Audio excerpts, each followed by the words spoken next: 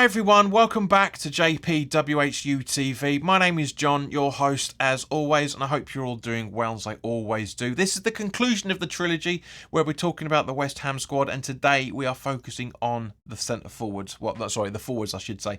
I will be doing a video in my once the World Cup finishes this weekend. I will be doing a video discussing that as well. So keep an eye out for that. It's going to be short because I've not watched any of the games whatsoever, but obviously can talk about what's happened with England. So as always guys, this video is sponsored by the channel sponsor 3retro.com. Please click the link in the description below that will take you directly through to the West Ham section of their website, or you can purchase some really nice replica retro shirts. But as you can also see from the icon that's up here, there's also Admiral and Umbro claret and blue track jackets, polo shirts, sweatshirts and t-shirts, so go check those out. Any purchases you make through the link in the description below, the commission that the channel would normally be getting, I'll be sending directly onto the charity Iron Supporting Food Banks. These guys have been based in the Newham area and been helping those in the Newham area and the Essex County and further afield for that matter over the last 3-4 years. I've been banging their drum for the last 2 years, pretty much almost to the day in fact. So it's not sponsored by the channel in any shape or form. It's literally any commission that the channel gets from your purchases, I will be sending directly on to them. And at the end of the day guys, it'd be fantastic to get some help with those people that are really struggling at the best of times. Obviously the cold weather is supposed to be finishing this weekend. I believe it when I see it. But of course, you know, these guys, these charities have been so successful helping people to put food on the tables that are really struggling. You know, the price of gas and electricity is going up. We're struggling in this house to make sure that we've got enough to last us to the end of the month. It's been bonkers. So guys, go grab yourself a really nice shirt and you'll be helping those that are less fortunate than you and I. Okay, so let's talk about the first striker that comes, first forward that comes to mind. Michail Antonio, 32 years old, 5'9", centre forward, can also play on the right wing as he did when Bilic brought him through. He can also play out on the left as well. I think he did that a couple of times under Bilic as well, and as we know, he's been a right back for us, but you know, he's better at attacking than he is defending. We know that. His contract expires in summer of 24. He's had 485 appearances in all leagues and competitions. He scored 114 goals and 82 assists. His minutes per goal average is 330. He's playing for pretty much 12 seasons now, so his goal per games ratio is basically 1 every 3.66 games. Now that's not bad in any shape or form.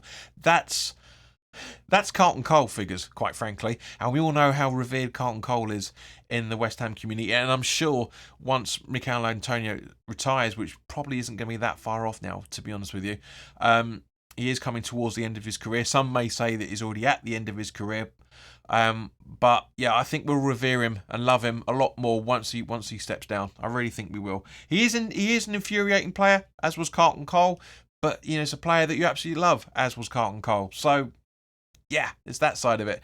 However, his passes, not brilliant. 26.66 key passes on average per season, an abysmal successful passing rate of 6.66% per game, and 11.33 pass completion rate on average per game. So he's got a lot. If he was a lot younger, I'd say he's got a lot to work on, but at the end of the day, guys, not really going to be doing much, is he now, unfortunately. Personally, I think we should whack him back out on the right. Now, that's no reflection on Bowen, which we'll talk about in a little while as well. But I do think he's more lethal out on the wing. I mean, at the end of the day, guys, when he's in either the left wing or the right wing, you know, near the corner flags, and he's passing the ball in, he's basically trying to pass them to himself, by the looks of it. So, you know, or put a ball in for someone to get on the end of, and a lot of players we have up in that box in around the time, with the exception of Souček and Scamacca when he starts, they're not really there. So that's why a lot of people get infuriated with him, but also that's one of the reasons why a lot of people are getting infuriated with Moyes as well. Now let's talk about the next player, which is Benrahma. He's 27 years old, 5'6", plays out on the left wing, can play on the right wing as well, and as an attacking midfielder. As I've said, and as quite a few other content creators have said on YouTube and elsewhere, he is suited better as the number 10 rather than out on the wing. His contract expires in the summer of 26. He's had 286 appearances in all leagues and competitions, 68 goals scored and 53 assists.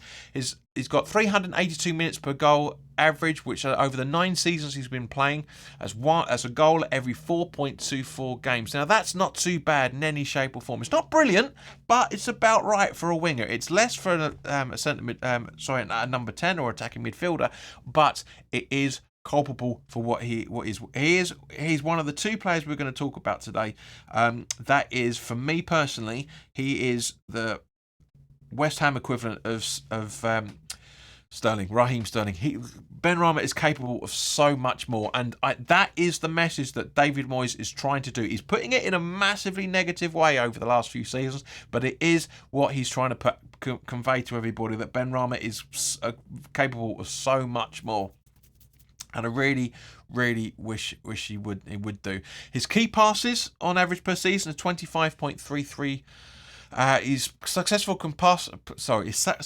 pass rate, easy for me to say, on average per game is 43.66%, and a successful completion passing rate of 74% on average per game. So passing is his passing rate is absolutely not an issue whatsoever. It's just the fact that his end product, it needs to be better. It really, really needs to be better, and it really does worry me from that point of view. But at the end of the day, guys, Benrahma, as I said, is capable of so much more, as is this player that we're about to talk about now. Jarrod Bowen is 25 years old, 5'9", plays out on the right-hand wing. He's also able to play as a centre forward and as a second striker. He has had more success as a second striker, stroke number 10 over the last year or so.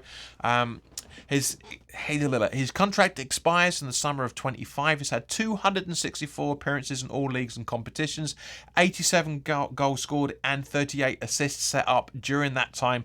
He's got 430 minutes per goal on average. So over the 6 seasons, he's capable of scoring on average of 1 goal every 4.77 games. Now, again, as I said, he's capable of so much more, and I know he knows it as well. You just look at him when he misses an opportunity. He's raging with himself, absolutely raging with himself, and he's raging with the players that if he's asking for the ball and they don't pass it to him. And that's what we want. We want that hunger. He needs to be less selfish, and this is the reason why, but he needs to work on it. He's had 30 key passes on average per season, 16% successful passing rate on average per game, and 36% pass completion rate on average per game. So he needs to work on that, which is probably one of the reasons why a lot of players are not giving him the ball when he wants it, even though that's completely irrelevant.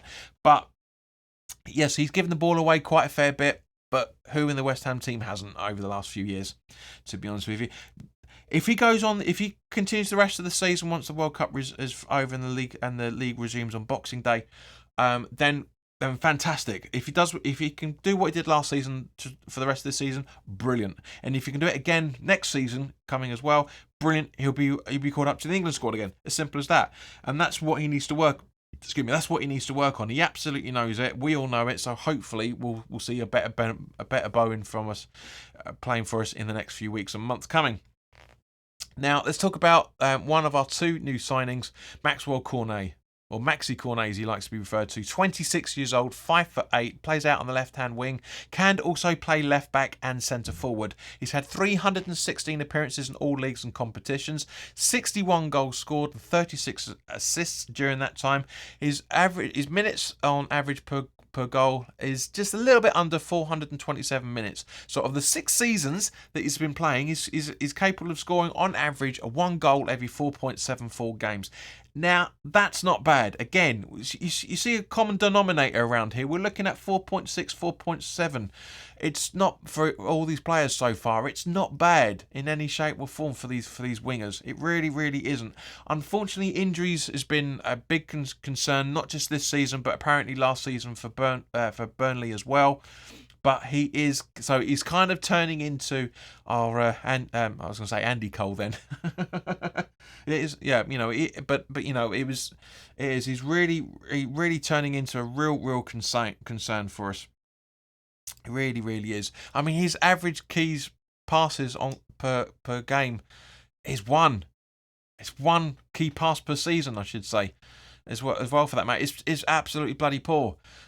Successful passing rate of 46.33% and a 52% pass completion rate as well for that rat on average per game. So he's got it in him, but yeah, he just really needs to be. He just needs to sort his injuries out. I mean, how many times have we said that as West Ham fans? How many times? Okay, so the other player we're going to talk about is Gianluca Scamacca, 23 years old, just under 6'4", centre forward, can play out on the left-hand wing and the right-hand wing. He's played out on the right 3 times in his career and left twice. He's had 194 appearances in all competitions and leagues, scored 61 goals and 7 assists. His minutes per goals average is just under 236 minutes. Now, he's only played 4 seasons from what I can see as on a professional level, so that means a goal once every 2.61 games. We would take 10 years ago, we would bite your hand off for centre forward with that sort of ratio of goal scoring. Of course, now there's obviously the argument that he's not playing enough in terms to boost those numbers.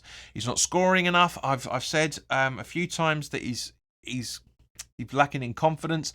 It was really frustrating so far over in the first mid-season friendly that we played.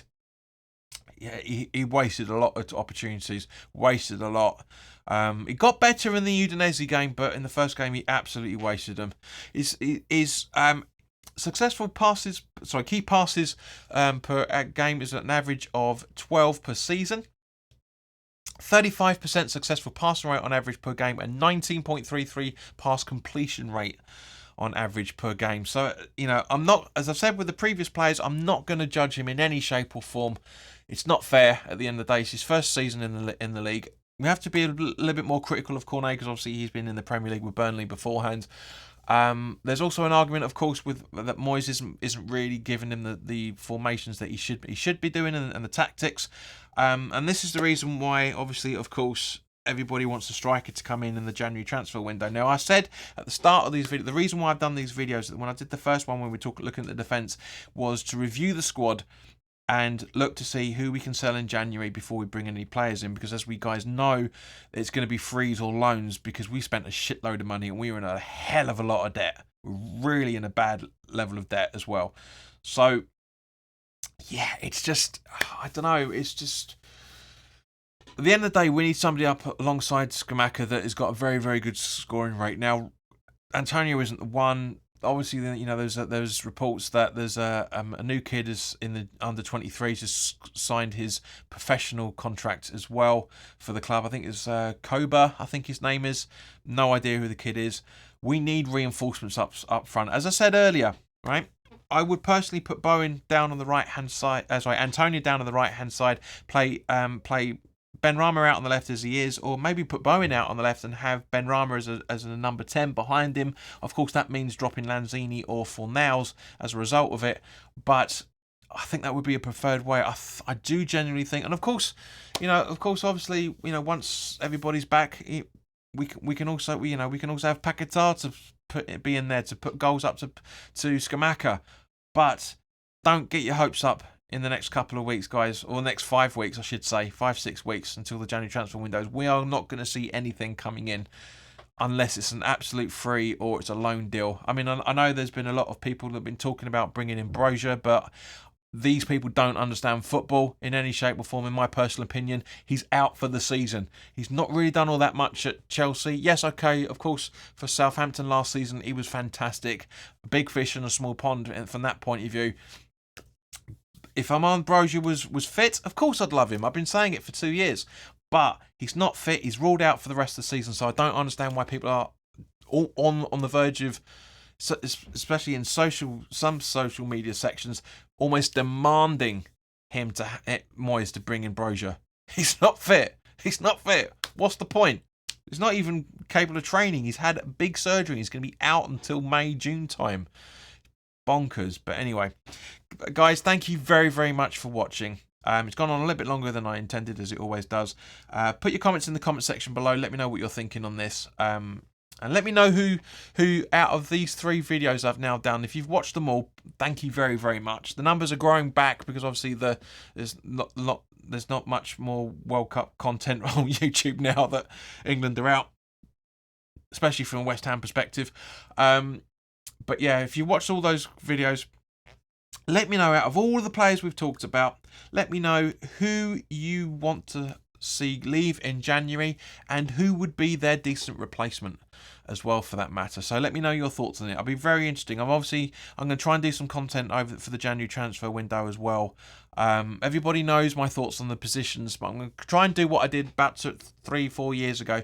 Go through some data and say, look, this is the information that I think the sort of player we need to be bringing in, or could be bringing in, on either on a free or a loan. So guys, thank you very, very much for your time. I will be doing another video next week talking about England now that the World Cup is going to be over as of tomorrow afternoon. So keep an eye out for that. But in the meantime, guys, look after yourselves, wrap up warm, stay safe, and I'll see you soon. All the best now. Take care.